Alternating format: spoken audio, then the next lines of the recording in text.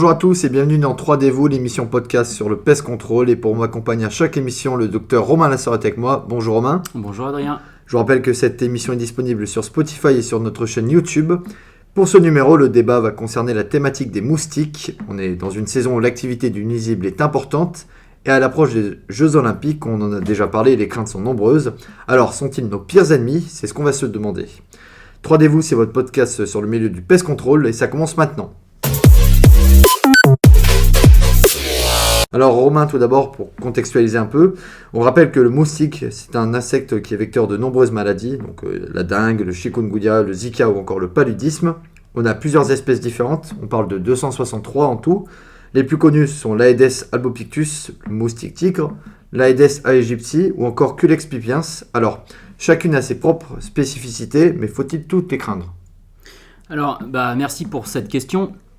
Effectivement, on s'aperçoit qu'on a quelques espèces de moustiques qui posent des problèmes parmi ces nombreuses espèces, finalement près de 270 espèces.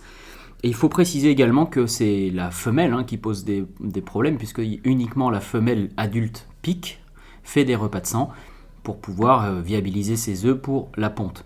Donc en fait non, c'est quelques espèces qui posent des problèmes, surtout les espèces hématophages. Il y a des espèces de moustiques qui ne consomment pas de sang, c'est surtout les espèces hématophages parce qu'à l'occasion de leur repas de sang, les femelles sont en mesure de pouvoir transmettre les maladies avec lesquelles elles se sont elles-mêmes infectées. Alors, selon les derniers chiffres de Santé publique France, entre le 1er janvier et le 11 juin, on compte, je cite donc, 2666 cas importés de dengue, 7 cas importés de chikungunya ou encore 2 cas importés de zika. Alors, en un an, le nombre de cas déclarés de dengue a bondi de plus de 1200%, un nombre considérable. Concrètement, Romain, ces chiffres, ils signifient quoi ? Alors, il signifie effectivement que le contexte santé publique en France il s'est dégradé, notamment depuis l'introduction du moustique tigre en France, puisque le moustique tigre en France, c'est principalement Aedes albopictus, puisqu'Aedes aegypti, qui est son cousin, n'est pas encore officiellement présent en France, même si on pense que ça arrivera un jour.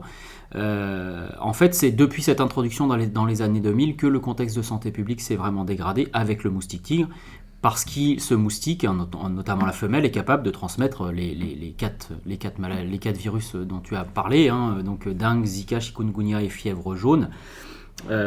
En fait, ce qu'il faut savoir également, c'est qu'il faut deux choses pour pouvoir transmettre des maladies. Il faut que la maladie arrive sur le sol français, et il faut qu'on ait le vecteur qui soit présent, en l'occurrence le moustique tigre.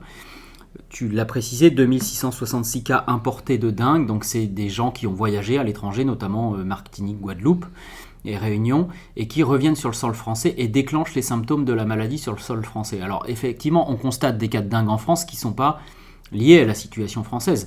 Le risque, c'est si ces personnes arrivent en France de manière asymptomatique, c'est-à-dire qu'elles ont le virus dans le sang, mais qu'elles n'ont pas encore déclenché les symptômes, alors, comme en France, la presque quasi-totalité du pays est couverte par le moustique tigre, eh bien on va pouvoir avoir des cas qu'on va appeler des cas autochtones de dengue, c'est-à-dire des personnes qui n'auront pas voyagé et qui vont contracter le virus parce qu'elles vont se faire piquer par un moustique qui se sera infecté sur une personne qui a au préalable voyagé.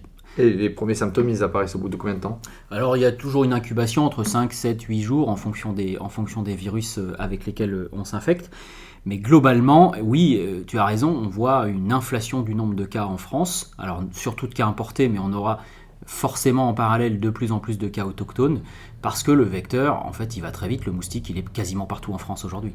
Et justement, donc, depuis 2024, le moustique tigre il est présent dans 78 départements sur 96 en tout, dans la métropole. Le 19 mars dernier, l'ARS Normandie a confirmé pour la première fois l'implantation de l'insecte en Seine-Maritime. La Normandie, jusque-là, était la seule région qui était encore épargnée par le moustique. Mais comment on peut expliquer une telle hausse de la présence de ce nuisible ?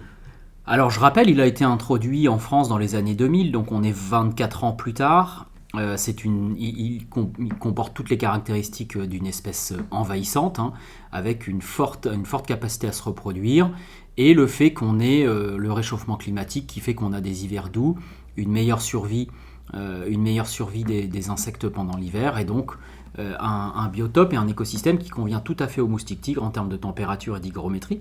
Donc en fait, aujourd'hui, on peut dire que le moustique n'a aucune barrière pour couvrir le territoire national. Et en termes préventifs, qu'est-ce qui est mis en place ? Alors, il y a beaucoup d'informations, en tout cas de plus en plus d'informations qui est faite aujourd'hui, c'est notre cas. On essaie d'informer sur la nécessité de ne pas avoir d'eau stagnante chez soi, de vider les réservoirs, de faire attention quand on sort les pots de fleurs. Donc, on s'aperçoit bien que la prévention, elle est déjà en retard par rapport à la colonisation qui est faite par le moustique.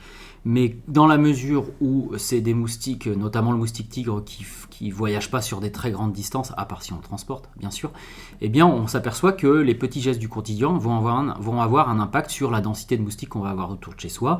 Déboucher les gouttières, faire attention à l'amoncellement d'eau ou aux petites réserves d'eau dans lesquelles la femelle du moustique tigre, et de manière très originale par rapport aux autres moustiques, va pouvoir piquer dans des tout petits récipients d'eau.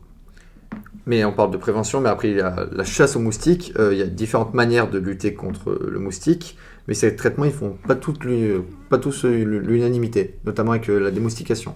Alors effectivement, historiquement on connaît des organismes comme les EID, les ententes interdépartementales de démoustication, dont la fonction c'était de mettre en place une lutte, notamment en utilisant des insecticides de synthèse, pour éviter les pullulations à la base de Culex pipiens, qui était le moustique commun, qu'on connaît depuis maintenant très longtemps.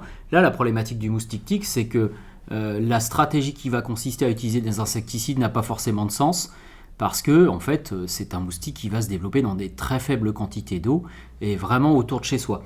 Donc on s'aperçoit qu'on ne peut pas avoir de lutte globalisée avec des insecticides, donc on va se tourner vers la prévention, l'information, la détection précoce de la présence de l'insecte, et puis derrière, plutôt aller vers des solutions de piégeage.